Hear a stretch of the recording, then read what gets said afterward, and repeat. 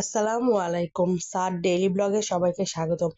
আজকে আবারও অনেক দিন পর সাদ বাবুর ব্লগ নিয়ে হাজির হচ্ছে আপনাদের মাঝে। আসলে আমি একটু অসুস্থ, সেজন্য আর রেগুলার ব্লগ বানাতে পারি না, তাই মাঝে মধ্যে আসি ব্লগ বানাতে।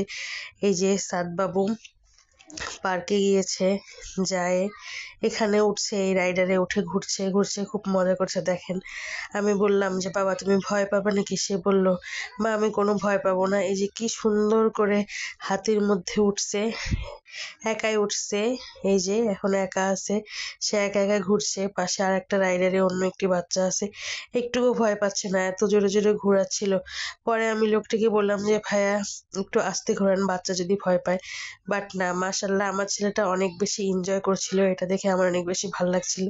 এই যে কি হাসছে, আবার আমাকে হাই দিচ্ছে। ছেলের হাসি দেখতে কান্না ভাল লাগে। সবাই বেশি বেশি আমার ছেলের জন্য দোয়া করবেন এবং সাথেই থাকবেন। আল্লাহ হাফেজ।